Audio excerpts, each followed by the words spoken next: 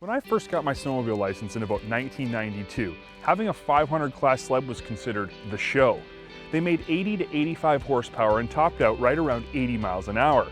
We considered a 500 in those days to be a mid-bore sled, and owning one meant you'd never be last at the end of Kevlar Lake. Now, times have changed. In today's world of bigger and better, the old 500 has been retired to entry-level status, and most 500 class sleds are just underpowered and lower spec versions of their top-of-the-line siblings. Unfortunately, this doesn't bode well for Yamaha's Phazer.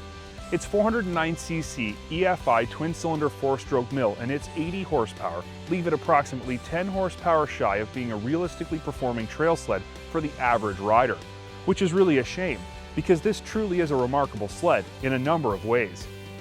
It's important to keep in mind when discussing the Phazer that it is a 4-stroke. In every racing discipline on the planet, 4-stroke vehicles are given a displacement advantage over 2-strokes because, simply put, every explosion in a 4-stroke engine has to do more work, so a bigger bang is necessary to produce the same amount of power as a 2-stroke. Yet the little Phazer manages to squeeze a full 80 horsepower out of only 500 cc's. Most competing 500cc 2-strokes only have 5 or 6 more horsepower and only go 7 or 8 more miles per hour on top end.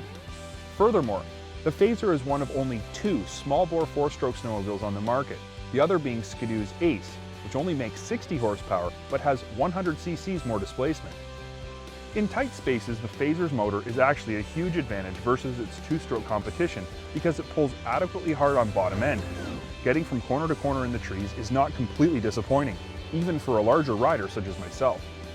Still, the Phazer is what it is, and 80 horsepower is barely enough to get even a newbie rider excited these days. Combine that with the small, sparse chassis and strange bug-like looks, and the Phazer gets even harder to take seriously. Yet, when you take a look at the specs, it quickly becomes clear that this sled is anything but a toy.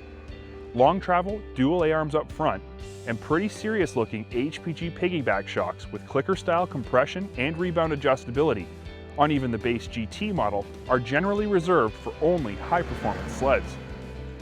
Out back, a set of 36mm HPG shocks produce a claimed 16 inches of rear arm travel, which when converted into real world numbers translates to about 11 inches of actual skid frame movement.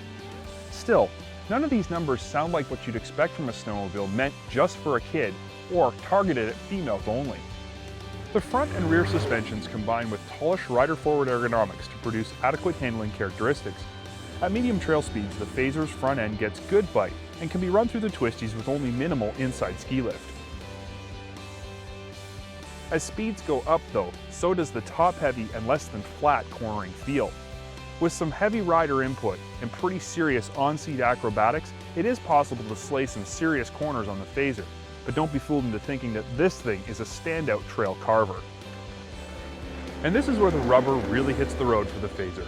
It's not overly fast, but still fast enough to overpower its handling abilities.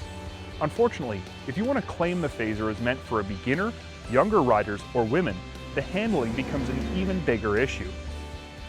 What does all this information mean? Like, what is the Phazer for? It looks like something you'd see flying out of a spaceship. It's minimalistic and it's weird, but it's not altogether bad. It's not fast enough to excite a performance rider, but it also won't intimidate a new rider. It's comfortable enough for a smaller pilot and gets high marks with guys who understand its motocross-inspired heritage. Its looks also score big with the younger crowds.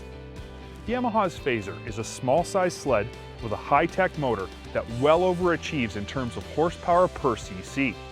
We really feel the only downfall to the Phazer, and the reason we think it gets judged so harshly in terms of size and performance, is that it's Yamaha's only offering under 130 horsepower. Simply put, if you want a Yamaha snowmobile that's less powerful than a Vector, the 80 horsepower Phazer is your only choice.